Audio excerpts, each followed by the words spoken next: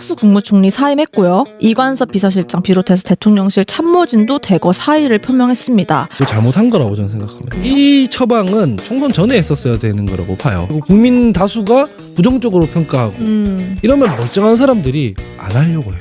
안 가고 싶... 뭐 이렇게 되면 좁아져요. 인재풀이 좁아져가지고 결국 어떻게 되냐면은 네. 타협적으로 변해요. 원희룡을 할 거냐 권영세를 할 거냐 고만고만한데 사실 대중들이 봤을 때는 친윤 색채가 강하니 아니 본인들끼리 얘기일 뿐이고 자체평가를. 난 이건 진짜 이해가 안 되는 하마평이에요. 정부가 심판받았던 몇 가지 요소들이 있잖아요. 양평고속도로 문제, 최상병 문제, 잼버리 문제 이렇게 있잖아요. 그중 한 명이에요. 원희룡 장관이.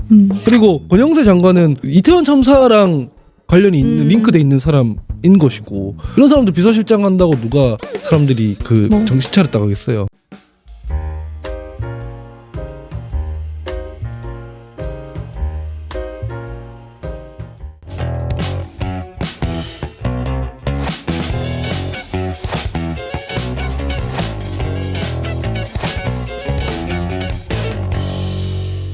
총선 패배하자마자 한덕수 국무총리 사임했고요. 이관섭 비서실장 비롯해서 대통령실 참모진도 대거 사의를 표명했습니다. 후임을 구하는 일이 당장 시급한데 쉽지는 않아 보여요. 왜냐하면 좀 할 만한 사람들이 너무 안 보이거든요. 빨리 다 구성을 마칠 수 있을까요?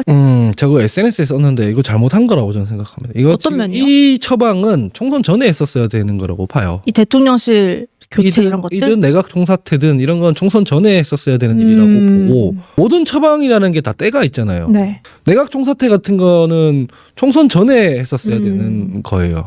그 국정기조 전환 이런 것도 총선 전에 했었어야 되는 거고 지금은 다른 더 병의 진도가 더 나갔기 때문에 네. 처방이 더 필요해요. 왜냐면은 총선 패배하고 그 다음 선거가 2년 동안 없고 그다음에 레임덕이 시작돼서 관료들도 말을 잘 안 들을 것 같고 그리고 국민 다수가 부정적으로 평가하고 이러면 멀쩡한 사람들이 안 하려고 해요. 안 가고 싶어 하겠죠. 네, 그 사람들이 누군가한테 제안을 했을 때 임기 초면은 나도 가서 역할하고 싶다 하던 사람들도 지금 가면 내 커리어 망가지는 거 아닌가?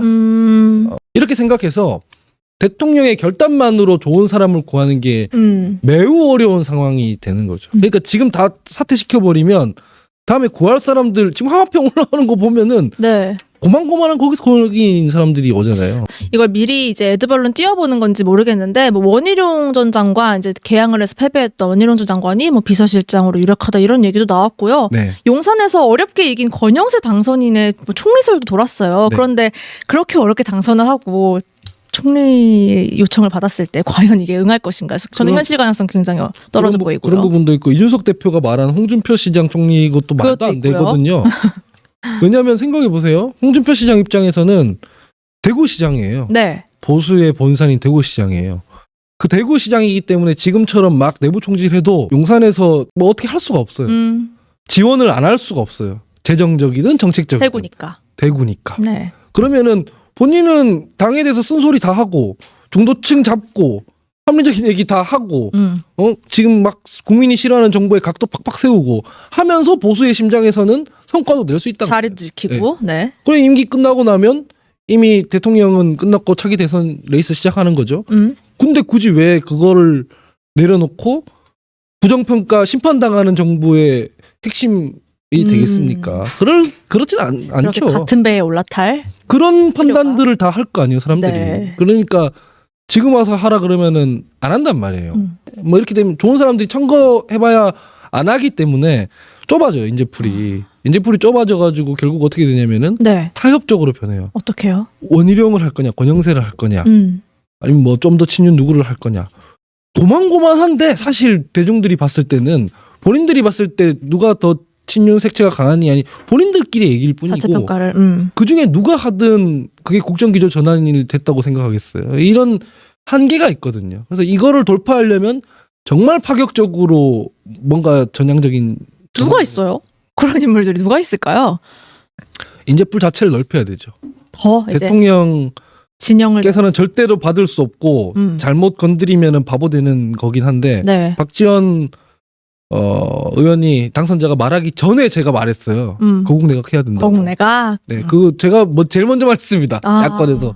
그러니까 당을 넘어서서 이제 대연정을 하자 이런 거죠. 대연정까지 안 되면 대연정에 준하는. 준하는. 그래서 그 뭐 학자 출신이든 정치인 출신이든 그러니까 예. 내가 이렇게 통 큰 대통령이다 사실은. 나는 지금까지는 내가 뭐 정치 초보여서 잘 안 됐지만 나는 어쨌든 간에 20대 대통령으로서 뭔가 성과를 내고 나가겠다.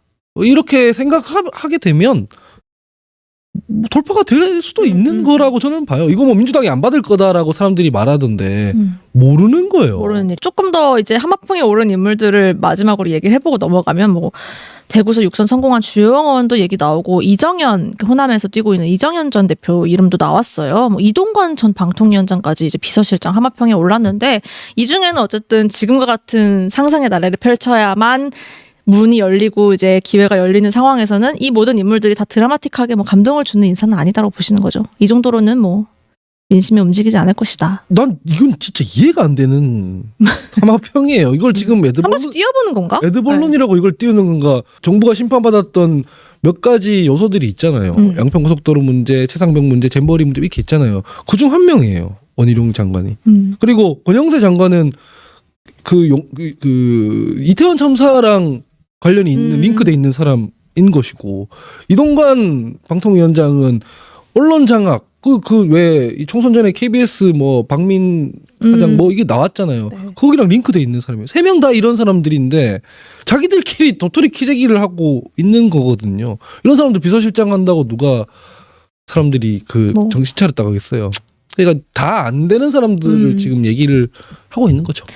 이게 3년 동안 똑같은 정쟁이 반복되지 않으려면 결국 이것부터 해야 된다라는 이야기가 있어요. 윤 대통령이 좀 야당 대표 만나고 또 영수회담하고 이런 모습을 좀 보여야 된다. 지난 2년 동안 안 보였던.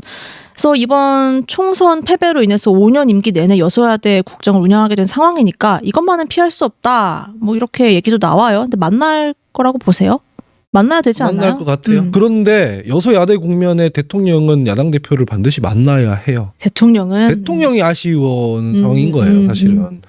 그걸 안 할 수 있는 유일한 방법은 지지율로 견인하는 것밖에 없어요. 저희가 180석을 가지고 있었지만은 180석으로 한 일이 뭐냐 이런 얘기를 듣잖아요. 네. 왜냐면은 180석만큼 지지율이 안 받쳐줬기 때문에 그런 거거든요. 그러니까 오히려 180석이 아니던 문재인 정부 초기에 국정 지지율이 80%까지 가버리니까 더 많은 걸 하거든요. 할 수 있죠. 검찰 공수처 이런 거 사실 그 180석 아니던 때 패스트트랙 태워서 한 거잖아요. 맞아요. 네, 그러니까 사람들이 되게 착각해요. 그 한국 사람들 성질 급하고 답답하니까 200석하고 180석 해가지고 밀어붙여서 해야 된다 이렇게 생각하는데 전혀 그렇지 않아요. 180석 했을 때 오히려 더 안 될 때가 있는 거고 한 50 몇 석일 때 그냥 될 때가 있는 거거든요. 그거는 뭐냐면은 국민들이 그 정책이나 의제에 지지를 얼마나 하느냐에 따라 달라요. 대통령이 거부권 행사하는 거기에 대해서 국민 지지율이 80%잖아요. 그러면 뭐 야당도 뭐. 야당은 법을 못 내요. 그런 법은 낼 수가 없어요. 그러면 그 다수 의석 가지고 강행 처리하는 불통 정당이라는 평가를 받기 때문에. 그쵸. 근데 지금은 대통령이 그런 지지율을 못 가지고 있잖아요. 네. 그런 경우에는 야당 만나서 협치를 하고 원하는 법안들을 통과시키고 뭐 이렇게 할 수밖에 없는데 그거 안 하겠다고 하면은 그냥 3년 동안 식물 정권 되는 거죠. 할 수 있는 게 사실상 없는 상황이고요. 네. 조국혁신당의 조국 대표도 꼭 할 말이 있다면서 만남을 요청했거든요. 저는 만나면은 좋다고 생각하는데 대통령한테 오히려 그냥 야당 대표 순서대로 만나거나 불러서 네. 다 만나거나 하면 대통령한테 좋은 일이라고 생각을 저는 하는데 대통령이 불편한 사람 만나는 걸 좀 싫어하는 사람이니까 그건 뭐 검찰총장 때부터 유명하더라고요. 이재명 대표 싫어해도 만나서 이런저런 부탁을 하고 그 대선 전에 보였던 보수 지지층에 보였던 통큰 뭐 어떤 그런 이미지가 있잖아요. 네. 쉽지 않나 봐요. 죽어도 안 만나는 이유는 그게 진짜 안 되는 거죠. 네. 그래서 아마 큰맘 먹어야 될 거예요. 조국 장관이든 뭐 대통령 본인도 어떤 본인 스스로의 장벽을 넘어서야 되는 순간이다. 이렇게 어쨌든 용산이 밀리는 분위기가 일단은 총선 이후에 되고 있는 상황에서 김건희 여사의 향후 거치는 어떨까요? 사전투표를 한 사실도 뒤늦게 알려졌을 만큼 언론 노출을 총선 전까지 극도로 주의를 해왔잖아요. 네. 3년 내내 안 나오셔야 돼요. 그래요? 네, 3년 내내 안 나오시는 게 좋을 것 같고 네. 나오면 나오는 대로 총선이 아니라 다음 지방선거 대선 2년 뒤에 있죠. 더 지방선거. 위협합니다. 이거는 지금 크게 회초리를 친 거거든요. 네. 189석. 이거는 뭐냐면은 이 실제로 두들겨 패라는 얘기예요. 더불어민주당도 싫고 조국혁신당도 다 싫고 다 싫은데 니네들도 하나도 반성 안 하고 뭐 다 싫지만 그 대학 주면 안 되니까 두들겨 패라고 지금 한 거거든요. 네. 두들겨 팼잖아요. 두들겨 팼는데도 똑같이 한다? 그러면 더 심하게 패라는 얘기까지 나와요. 그러니까 지금 특검, 탄핵 이런 얘기가 되게 듣기 싫을 거 아니에요. 네. 근데 이렇게 해도 안 되면은 진짜 거기까지 드라이브가 걸려요. 그래서 나오시면 안 됩니다.